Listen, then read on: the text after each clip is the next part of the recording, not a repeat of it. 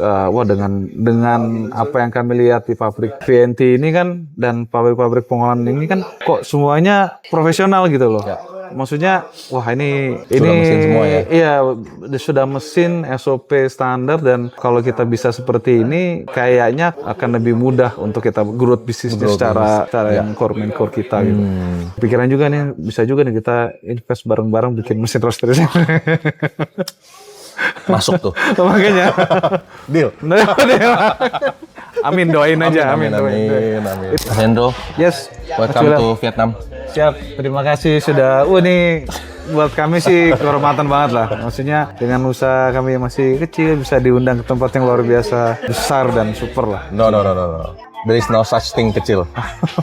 Semua bisa jadi gede, man. Siap, amin. Thank you. Justru kita juga mau dapat point of view dari orang yang professionally di F&B. Jadi Mas Hendro itu dari Oma Kulina. Iya, kami sebenarnya bisnis F&B utamanya memang di makanan prasmanan, makanan sehari-hari yang orang bisa makan pagi, siang, malam. Tapi juga cukup fokus dan cukup detail di kopi gitu. Oke. Karena kita juga ada selain ya kopi kekinian mungkin yang kopi susu orang biasa, kita juga berusaha buat kayak Vietnam drip, kopi filter, dan specialty. Kalau ya kita memang nggak bikin sendiri, memang kita ambil dari roastery beberapa. Yang kita kurasi berdasarkan tes kita aja gitu. Tesnya, oke. Gitu. Jadi Oma Kulina tuh ada di BSD. Kami di BSD pertama 2019, mulai kemudian belajar untuk berkembang di Bintaro dari tahun 2023. Dalam 4 tahun sudah open ada ini ya. Belajar sebenarnya, memberanikan diri nekat. Belajar sih. Dari 2019 ya. 2019 yang pertama. Itu lagi pandemiknya ya. Setahun sebelum pandemi. Sebelum pandemik. Betul. Oh, oke. Jadi sebelumnya di bidang apa? Sebelumnya saya profesional kerja biasa dan bidangnya sih jauh dengan bidang F&B yang sekarang. Oke. Gitu saya di engineering tapi di kontraktor atau service company buat oil and gas. Kesannya kayak kontraktor gitu ya. Dan istri sebenarnya sebelumnya akunting, nggak lama setelah melahirkan resign dan kita ada usaha kecil sebenarnya toko susu retail sih. Cuman kebetulan 2 tahun kemarin kita tidak lanjut karena memang dari segi finansialnya profitnya juga semakin mengecil ya, jadi kita fokus di kebetulan juga yang baru kan ada di Bintaro, jadi istri saya lebih fokus di jadi lebih fokus ya ke outlet yang Bintaro ya. Betul. Oke. Nanti kita masukin linknya. Jadi kalau mau ke nyobain Oma Kulina bisa langsung pilih paling dekat aja ya, BSD atau Bintaronya di sektor 9 sih. Sebenarnya nggak terlalu jauh juga dari BSD. Nah ini juga kemarin saya baru tahu ternyata Mas Hendro juga nyuplai ke Ice BSD ya. Kalau lagi ada event bisa catering ya. Bisa catering ya, customize sih sebenarnya. Jadi mungkin bisa nasi box, acara-acara tumpeng mini ataupun tumpengnya ataupun liwetan segala macam. Jadi tergantung menyesuaikan mau acaranya di rumah atau lebih ke formal. Kita menyesuaikan juga. Soalnya kita punya viewers tuh banyak banget yang roastery sama orang-orang pasti ikut pameran ke Ice. Oh, oke. Iya sering sih. Sering. Pasti nanti bisa kontak di link IG-nya, Instagramnya langsung kontak Mas Hendro ya. Thank you. Oke. Nah, Pak Hendro, kita udah hari keempat ya di Vietnam ya. Hari pertama kita baru VNT, hari kedua kita ke Firo, hari ketiga kita ke Fusion Coffee. Kira-kira apa sih yang Mas Hendro bisa sharing buat? Kalau kami mungkin kami masih untuk kopi sendiri belum sebesar teman-teman atau bahkan rekan-rekanan kami yang udah punya pabrik pengolahan maupun roastery yang besar-besar ya. Karena kami sebenarnya memang masih mainnya di hilirnya tuh hilir banget gitu. Yang memang kopi itu butuhnya yang sudah binnya yang binnya gitu, dan kita pun specialty pun kita juga ambil dari orang, mengkurasi dari orang. Mungkin yang jadi pembelajaran adalah nggak ada yang nggak mungkin. Walaupun sekarang kecil nih, kami juga ada kepikiran, kalau misalnya kita pun bisnis kita cukup bisa kita besarkan, bisa growing, toh kebutuhan kita akan kopi juga akan lebih banyak. Kayaknya menarik nih gitu. Terus dengan apa yang kami lihat di pabrik VNT ini kan dan pabrik-pabrik pengolahan ini kan kok semuanya profesional gitu loh.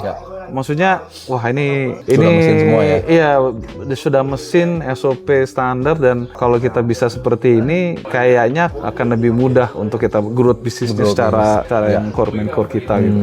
Pikiran juga nih bisa juga nih kita invest bareng-bareng bikin mesin roaster. Masuk tuh. Makanya. Deal. Amin, doain aja. Amin. Itu sih. Terus juga yang kedua fokus ya. Maksudnya kayak VNT sendiri kan memang fokus di engineering, desain, terus hanya kopi lagi. Iya gitu, dan maksudnya nggak perlu nek-nek, tapi fokus di specialty skill, knowledge dan segala macam. Itu malah membuat lebih growth kali ya. Lebih growth. Pasarnya gitu. Dan orang lebih percaya, lebih ini VNT spesialis untuk perawatan mesin kopi. Kemudian juga orang jadi lebih trusted kan. Ya. Gitu. Menurut saya fokus sih, karena saya yakin VNT yang sebesar sekarang dulu mungkin juga berawal dari yang kecil sih. Ya, kayaknya Kayak gitu kita di VNT baru mulai tahun 1991, jadi mungkin baru 30-an tahun. Dan semua ada project di seluruh global kan, jadinya luar biasa sih kalau buat kami. We believe in progress. Apapun yang kita lakukan kecil mungkin one day bisa even bigger. Saya setuju sih, pembelajaran berkelanjutan sih. Kalau saya keep learning setiap tahun-tahun, karena kan pasti ada hal baru, network baru, market baru, opportunity baru, seperti itu. Dan di hari ketiga kalau nggak salah kita ke Fairo ya Pak Hendro ya? Yes. Nah Hendro sempat lihat juga RTD ya, ready to drink minumannya. Betul. Kalau di VNT itu kita selalu diinfo bahwa RTD itu adalah the future. RTD adalah the future. Kalau menurut Mas Hendro dari sisi F&B, karena Mas Hendro benar-benar pro-nya di F&B, menurut pandangan Pak Hendro gimana? Segala hal yang tadinya kompleks jadi lebih simple, itu lebih bagus sih sebenarnya. Opportunity-nya mungkin bisa macam-macam ya. Mungkin kita bisa, karena terus terang kan pasti F&B itu kan detail ya. Maksudnya apalagi untuk prepare segala macam. Kalau misalnya ini proses mengekstrak kopi, bikin espresso segala macam, katakanlah butuh waktu 5 menit, disikat cuma sekarang pakai ini. Cuma gunting aja. Kenapa enggak gitu? Enggak, ya? Kenapa enggak? Dan secara rasa, secara kualitas juga oke banget itu. Why not? Kalau buat kami ya, wah ini terobosan sih sebenarnya. Apalagi ya kita kan semua orang kan menghindari bisnis F&B yang ribet ya. Ya. Maunya yang simple kan. Simple. Ya sama sebenarnya. Semua juga pengennya simple gitu loh, dan pengennya simple tapi juga secara kualitas juga terjaga gitu. Itu sih sebenarnya, itu terobosan sih sebenarnya. Ya, karena at the end of the day kalau kita volumenya udah besar, kita butuh konsistensi. Betul. Nah, itu dia, makanya dia memang semua pakai mesin. Secara kontrol, secara monitoring akan jauh lebih mudah. Semakin dikit parameter yang bisa kita monitoring atau semakin kita koreksi, itu jauh lebih terjaga sih kualitasnya. Kalau menurut kami ya. Jadi mungkin RTD akan bisa jadi future. Banget. Kalau kemarin kita nyobain yang botolan ada ya, ada yang cold brew ya. Iya, maksud botol.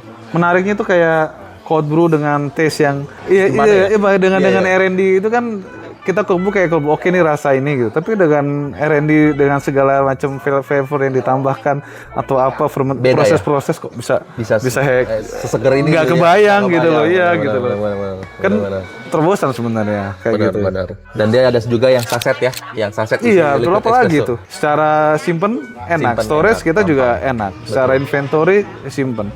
Penyajian akan jauh lebih mudah, lebih bersih. Lebih mudah. SOP buat semua orang minimal udah sama espressonya ya. Betul. Karena kalau kita pakai mesin setiap orang bisa beda rasanya ya. Iya, betul. Toh juga sama-sama espresso kan? Betul. Tinggal masalah nanti mungkin adjustment atau penyesuaian di soal selera, di soal kita mau seperti apa profilnya, kita mau seperti apa taste-nya, kayak gitu-gitu kan.